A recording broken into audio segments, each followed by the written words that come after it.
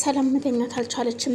እስኪ ጋደም በይና ራስሽን አዳምጭ ብለው ሶፋ ላይ ቢያስተኟትም እንኳን ሶፋ ላይ ተኝታ በህልሟ የምታየው የልጇን እናት ነው። ማለትም የመጣቿን አዲሷን እንግዳ በመግደሏ ወድቃራ ራሷን ስታ ስላየቿት ስለሷ ነው።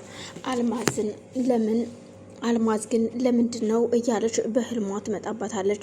ሰላም ቢቸግራት ከተነኛችበት ተነስታ ቁጭ ብላ ከደቂቃዎች በኋላ ተነስታ ወደ ብሌን ክፍል ትሄዳለች። ብሌን ክፍል ስትሄድ ብሌን ብቻዋን ቁጭ ብላ ነበርና እንዲህ ልጄ ምን ነው ምን ሆነሽ ነው እትዬ ምን ሆነሽ ነው ግን ስትላት፣ አይ ልጅ እንቅልፍ እምቢ አለኝ አንቺስ ለምን አልተኛሽም እታዳ ስትላት፣ አይ እኔማ ልተኛ ነው የእናቴ ነገር እያሳሰበኝ ነው እንጂ ካጠገብሽ አንቺ ጋር መጥቼ ልተኛ ብሌን ስትላት፣ እንዴት ደስ ይለኛል ከአንቺ ጋር መተኛት በጣም ደስ ይለኛል እና ይተኝ ትላታለች።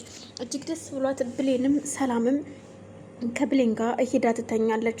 ግን ደግሞ ብሌን ጋር ብትተኛም እንቅልፍ አልወስዳት ብሎ መከሯን ታያለች። ቆይ እትዬ ግን ምን ሆነሽ ነው እንቅልፍ አልወስድሽ ያለው? ለምንድን ነው የማትተኘው? የምትገላበጪው ለምንድን ነው ስትላት፣ አይ እተኛለሁኝ ልጄ አይዞሽ እተኛለሁ ተኛ አንቺ ትላታለች።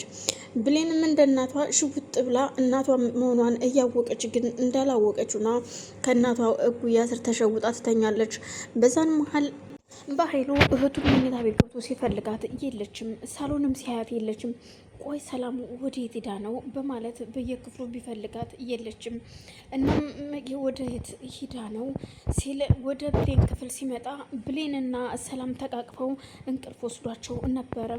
ጭራሽ እጅ የተረገመች እኔ እሷን ለማስወገድ ብጥርም እሷ ግን የምትወገድ አይደለችም። ደግሞ ጭራሽ አብረው እዚህ ተቃቅፈው ተኝተውልኛል እንዴ በማለት በበር ተደብቆ ማየት ጀመረ። መኝኝ ብሌን እገልሻለሁ። አሁን እንደዚህ ሰላም እናትሽ እንደሆነች እያወቅኩኝ ግን ደግሞ እያሰብኩትን ሳላሳካ በፍጹም አርፌ ያልተኛም በማለት ብቻውን ያወራል። ሰላምና ብሌን ግን እንደተኙ ማንም በር ላይ መጥቶ እንዳያቸው የሚያውቁት ታሪክ የለም። ሁለቱም ተኝተዋል።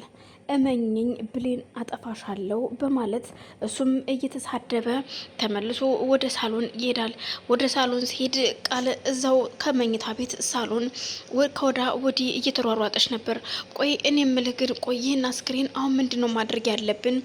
እባክህ የሆነ መላ ፈጠር ትለዋለች። ቆይ እኔ ምን እንዳደርግ ነው የምትፈልጊው? አንቺ ልጅ ተረጋጊ ብዬሻለሁ። በቃ ችግር የለውም ግን እመኝኝ አንቺ ልጅ ምንድን ያደረግሽው?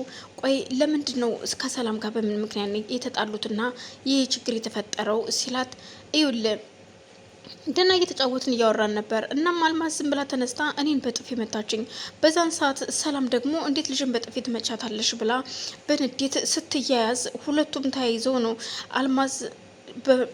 አልማዝ ሰላምን ይዛት ነበር። ሰላምም ዘወር በይልኝ ብላ ስትገፈትራት እየወደቀችው ለዛ ነው እንጂ እኮ ሌላ ነገር አይደለም። እርግጠኛ ነሽ ግን ቃል እየደበቅሽ ነገር የለም? እመኝኝ እየደበቅሽ ነገር ካለ እደርስበታለሁ ሁሉንም ይላታል። እውነቴን ነው ምንም ያደረኩት ነገር የለም በቃ ምክንያቱ ይሄ ነው ትለዋለች።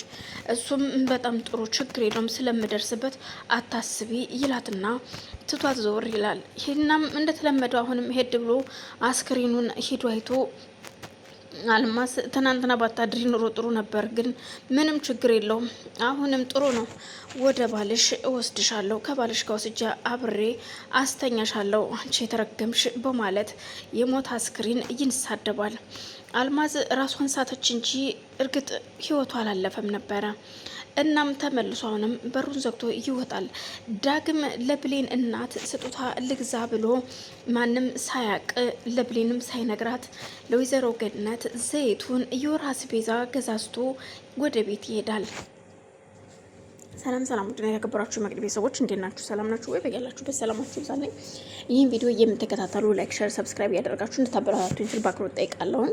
ቤተሰብ የሆናችሁ ደግሞ ላይክ፣ ሼር እያደረጋችሁ አበረታቱኝ። ሀሳብ አስተያየታችሁን በኮሜንት የምታስቀምጡልኝ ስል በአክብሮት ጠይቃለሁ። አመሰግናለሁ።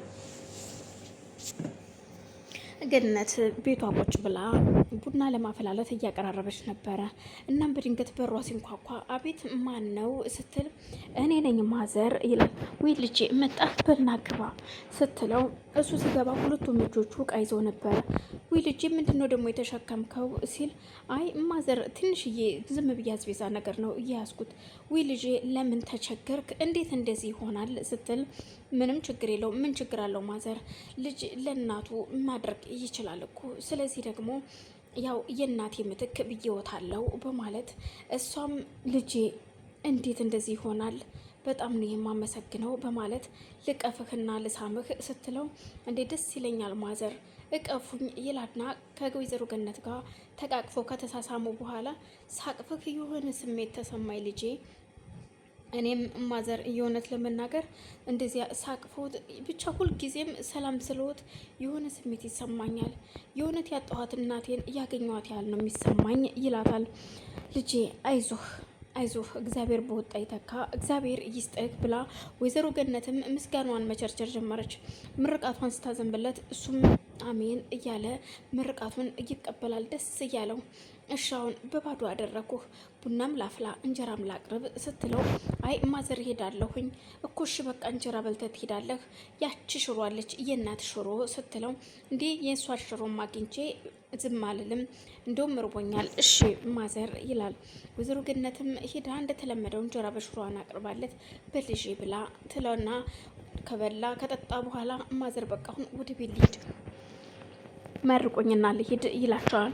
ወይዘሮ ገነትም እንደተለመደው የእናት ምርቃቷን መርቃ በልጄ በሰላም ግባ ትልና ትሸኘዋለች። እሱም ወደ ቤቱ ይመጣል። እሷም እዛው ቤቷ ምን የተባረከ ልጅ ነው እግዚአብሔር ይስጥህ እያለች እያመሰገነች፣ ምክንያቱም ብሌን ይቅርታ ስላደረገችለት እጅጉን ደስ ብሎታል።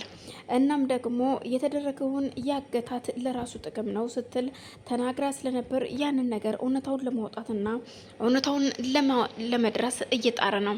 ግን እውነታውን ሁሉም ደርሰውበታል። ሰላምም እውነታውን አውቃለች። እናም ወንድሟን ቆይ ግን እኔ የምልህ ወንድሜ ስለዚህ ሴትዮ የምታውቀው ነገር አለ እንዴት ነው? ቆይ አልማዝ ብለህ ስሟን የጠራሃት ስትለው አይ እማዬ እኔ ነኝ የነገርኩትኝ እንጂ የሚያውቀው ነገር የለም ስትል ቃል በመሀል ጣልቃ ትገባለች። ነው ወንድሜ ግን እደርስበታለሁ እጅህ እዚህ ውስጥ አለ። ምክንያቱም እቺ ሴት ትክክለኛ የብሌን እናት እንዳልሆነች ደርሼበታለሁ። ምክንያቱም የውሸት በገንዘብ ተገዝታ የመጣች ሴት ናት። እናም እጅህ ካለበት እኔ እናንተ የመጨረሻችን ይሆናል ስትል ሰላም ብቻዋን ታወራለች። ሰላም የእውነት በገንዘብ ተገዝታ የመጣች እናት ከሆነች ወየውልህ በማለት እየሰማችሁን ስለሰማች ሁሉን ነገር በሆዷ ይዘዋለች። ለብሌንም ቢሆን ዳግም ሁሉ ነገር አስረድቷታል። እስከነ ሪከርዱ ስላዳመጣት እናት አለመሆኗን እጅጉን አረጋግጣለች። ግን ደግሞ በስከ መጨረሻ ለብሌን ከዚህ በፊት ቸኮሌት ገዝቶ የላከላት ወጣትም እንዴት እኔን እዚህ ቀጥራኝ ትጠፋለች?